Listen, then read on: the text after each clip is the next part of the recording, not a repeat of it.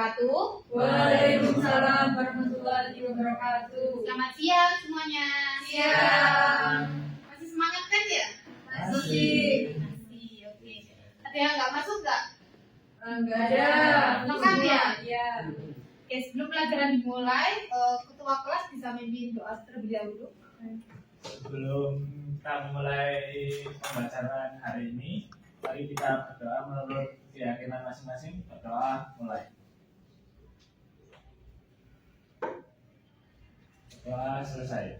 Oke, sebelum masuk ke materi inti, ada yang masih ingat nggak pertemuan minggu lalu membahas mengenai apa?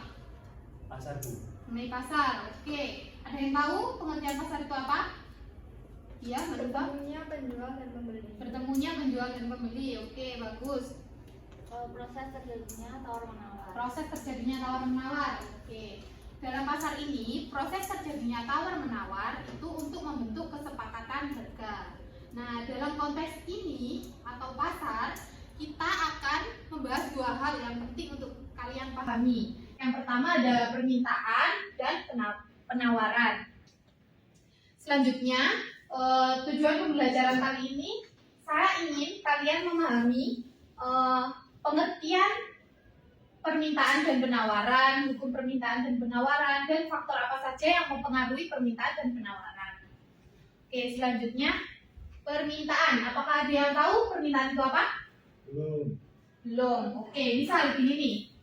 Kalian mau beli baju gitu ya, pada saat lebaran gitu. Nah, uang yang kalian miliki itu terbatas. Terus kalian melihat baju nih, kok ternyata ada diskon gitu ya, jadi harganya kan lebih murah.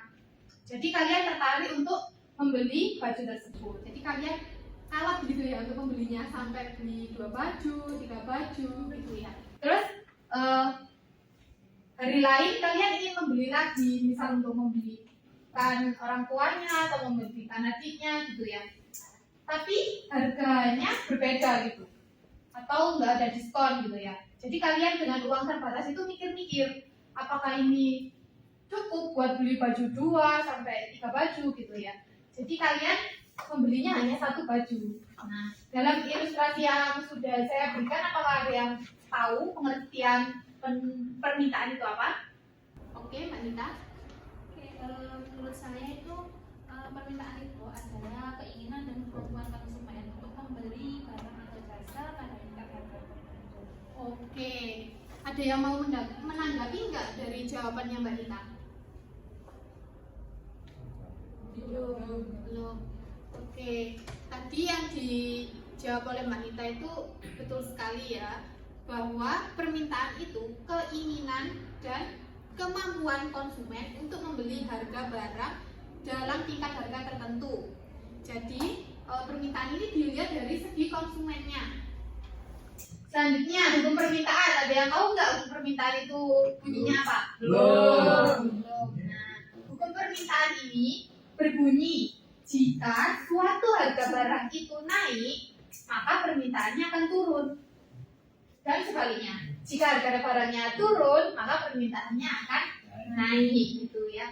Nah, hukum ini berlaku pada saat asumsi ceteris paribus. Ada yang tahu ceteris paribus itu apa? Oh iya, boleh. Belum ya. Ceteris paribus itu faktor lain dianggap tetap, seperti kayak pendapatan, kayak selera gitu ya. Nah, ini ada beberapa faktor yang mempengaruhi jumlah permintaan. Yang pertama ada harga barang itu sendiri. Sudah saya sebutkan tadi, harga barang itu sendiri itu dapat mempengaruhi permintaan. Yang dalam hukum permintaan tadi kan kalau harganya naik, permintaannya turun kan. Kalau harganya turun, permintaannya akan naik gitu ya. Jadi berbanding negatif. Selanjutnya ada harga barang lain yang terikat. Yang pertama ada barang komplementer. Ada yang tahu barang komplementer itu apa? Belum. Harga barang komplementer ini barang pelengkap, kayak misal mobil sama bensin. Jika harga barang komplementernya naik, maka permintaannya akan turun. Dan sebaliknya, ini tuh berbanding negatif gitu. Selanjutnya ada barang substitusi. Ada yang tahu barang substitusi itu apa? Pengganti, oke. Betul, barang pengganti, substitusi. Jika harga penggantinya itu naik, maka permintaannya akan naik. Dan jika harga barang substitusinya itu turun, maka permintaannya juga akan turun. Ini berbanding lurus atau positif gitu ya. Selanjutnya ada tingkat pendapatan. Nah, tingkat pendapatan ini misal kayak kalian tadi punya uang terbatas gitu ya, beli baju hanya satu gitu. Pada saat pendapatan kalian naik nih, cukup buat beli baju banyak, kalian akan melakukan gaya beli baju banyak gitu ya, meningkat. Beli bajunya itu banyak. Nah, selanjutnya ada selera konsumen. Nah, selera konsumen ini meningkatkan daya beli konsumennya. Jadi kalau daya belinya meningkat, maka permintaan akan barang itu juga meningkat. Sampai sini apa ada yang masih dipertanyakan? Belum. Oke, kita lanjut. Yang selanjutnya ada penawaran. Ada yang tahu nggak penawaran itu apa? Belum. Oke, penawaran ini dilihat dari segi produsennya. Jadi produsen itu sebelum menjual barangnya itu memikirkan biaya produksinya, terus nanti dapat untung berapa gitu. Jadi sebelum barang itu dijual, produsen ini membentuk harganya untuk ditawarkan ke konsumennya. Jadi pengertian penawaran itu kayak jumlah keseluruhan barang atau jasa yang siap dan mampu dijual oleh produsen pada tingkat harga tertentu. Selanjutnya ada hukum nih, ada yang tahu nggak hukumnya apa? Seperti kalau hukum permintaan kan berbanding terbalik itu ya. Kalau hukum penawaran ini seperti apa? Berbanding lurus. Oke, kalau berbanding lurus itu seperti apa? Untuk penjabarannya, ada yang tahu? Iya, silakan Mbak Nurma. Ketika penawarannya meningkat, Iya, harganya meningkat. harganya juga meningkat. Oke. Jadi hukum permintaan sama hukum penawaran ini sama, berlaku pada asumsi ceteris paribus, yaitu faktor lain yang dianggap tetap. Selanjutnya ada faktor yang mempengaruhi jumlah penawaran. Yang pertama harga barang itu sendiri.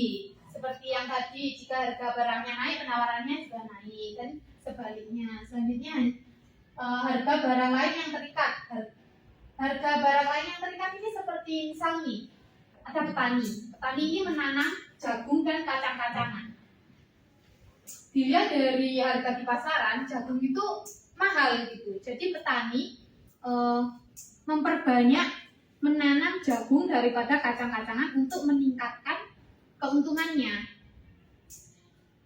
Setelah itu ada biaya produksi. Biaya produksi ini seperti kayak biaya produksinya mahal untuk barang tersebut, maka harganya juga mahal.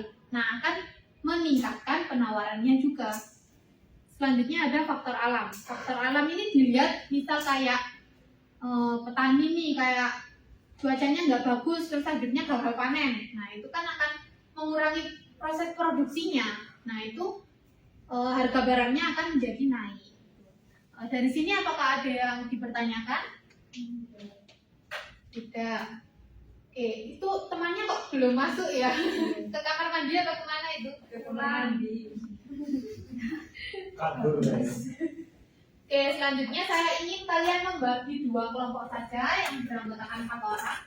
Sudah ada hadapan boleh. Untuk bangkunya bisa diputar untuk diskusi.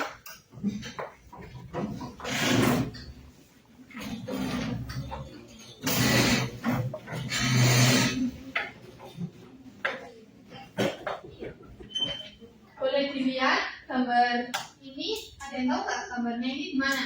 Pasar. Oke.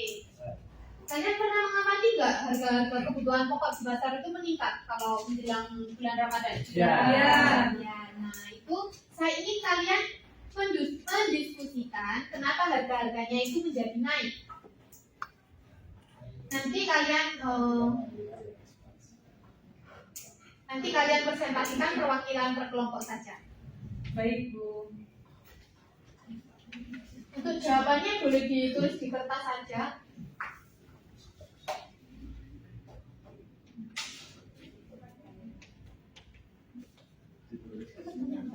Ya, ini kita masih mendiskusikan sepertinya untuk sampai saat ini belum ada kesulitan.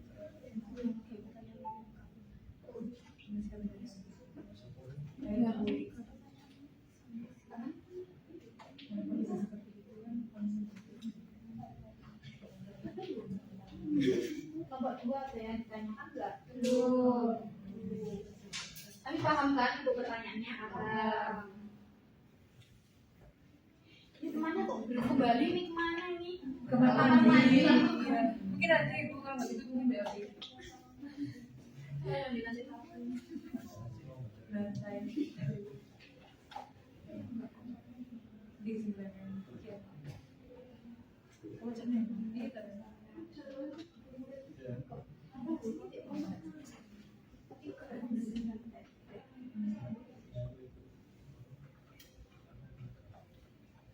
Untuk waktu diskusinya 3 menit apa cukup? Cukup Bu.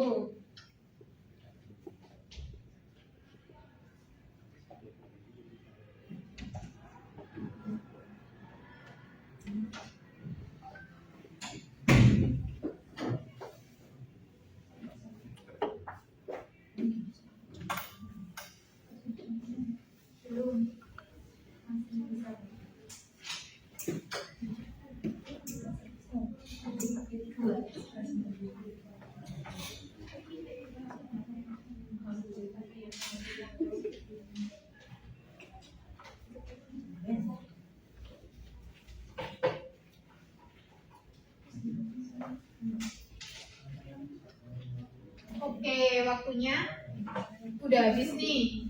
Untuk kelompok 1 dan 2 boleh perwakilan untuk mempresentasikan hasilnya.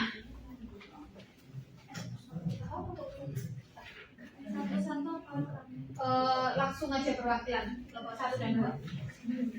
Iya. Baik, saya perwakilan dari kelompok 1 akan mempresentasikan hasil diskusi kelompok kami. Untuk Yang lain boleh diperhatikan sebentar ya. Yang peningkatan permintaan hal ini itu disebabkan oleh tradisi buka puasa dan persiapan sahur yang membuat konsumsi meningkat dibandingkan bulan biasanya. Untuk keterbatasan pasokan mengalami kesulitan pasokan karena faktor cuaca atau masalah lain dalam rantai pasokan. Pada saat permintaan meningkat, pasokan yang terbatas bisa memicu kenaikan. Selanjutnya kelompok 2. Dari kelompok kami itu harga kebutuhan pokok cenderung naik menjelang bulan Ramadan karena adanya peningkatan permintaan yang signifikan, sementara pasokan barang bisa terbatas yang menciptakan ketidakseimbangan dalam hukum permintaan dan penawaran. Selama menjelang bulan Ramadan, permintaan dari barang-barang pokok meningkat karena masyarakat mempersiapkan berbuka puasa dan sahur. Sementara itu, pasokan barang-barang ini mungkin tak selalu dapat meningkat dengan cepat untuk mengimbangi lonjakan permintaan, baik karena sektor distribusi atau faktor cuaca. Dalam kondisi ini, sesuai hukum ekonomi, ketika permintaan meningkat dan penawaran terbatas, harga akan cenderung naik sebagai respon pasar terhadap ketidakseimbangan. Oke, baik Bu. Jawabannya bagus sekali dari perwakilan kelompok 1 dan 2 ini. Tadi disinggung sama kelompok 2 ya, adanya ketidakseimbangan antara hukum permintaan dan penawaran. Nah, adanya ketidakseimbangan itu kayak misal harga-harganya itu naik dan permintaannya meningkat karena tadi kan ada yang kelompok 1 ya yang menyebutkan karena ada tradisi berbuka puasa, terus untuk persiapan sahur gitu ya. Nah, jika permintaannya meningkat tapi pasokannya itu turun, harga pasokan barang itu turun, itu akan mengakibatkan ketidakseimbangan antara permintaan dan penawarannya. Nah, itu berdampak pada pasar, akhirnya harga-harga di pasar itu naik. Itu ya. Oke, terima kasih untuk kelompok 1 dan 2. Silakan duduk kembali. Berikan tepuk tangan untuk kelompok 1 dan 2. Oke, minta tolong bangkunya dikembalikan ke semula.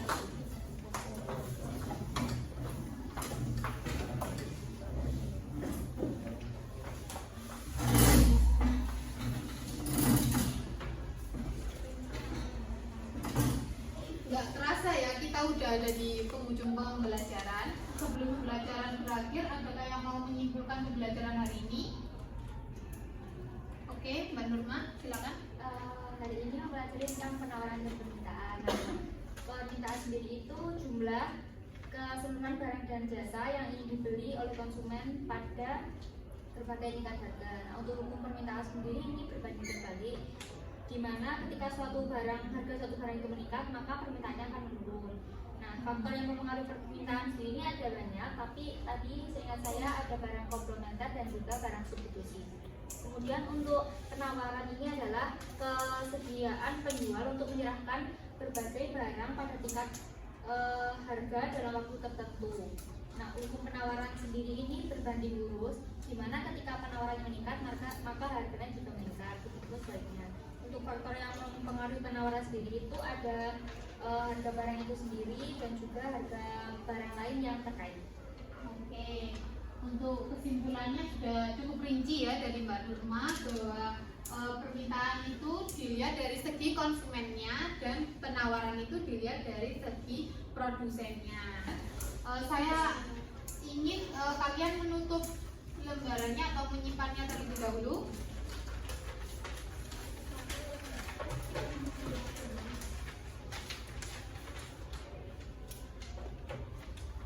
Untuk Mas Ibra, apa itu permintaan? Permintaan adalah jumlah keseluruhan barang dan jasa yang ingin dibeli oleh konsumen pada berbagai tingkat harga. Oke. Kalau hukum permintaan, ada yang jawab? Saya Oke, permintaan itu Pak, jadi gini Bu, kalau misalkan harganya naik, maka permintaan terhadap barang tersebut akan turun. Begitu sebaliknya. Untuk penawaran gimana? Ada yang bisa menjawab? Penawaran itu seperti apa? Mas Noval, gimana penawaran itu? Kok mulai tadi saya lihat kayak habian terus gitu ya?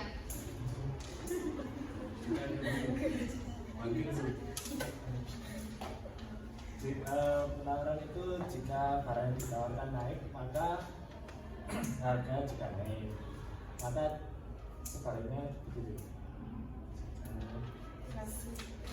Ya, kalau sebaliknya. Saya rasa kalian sudah cukup memahami materi kali ini. Sebelum pembelajaran diakhiri nih, saya ingin tahu apa kalian merasa senang dengan pembelajaran hari ini? Senang. Kalau boleh tahu skornya 1 sampai 10 deh. 10. Oke, kalau kalian senang saya juga merasa ikut senang ya. Terima kasih untuk pembelajaran kali ini. Jika ada kurang lebihnya saya mohon maaf. Terima kasih juga untuk partisipasi kalian. Assalamualaikum warahmatullahi wabarakatuh.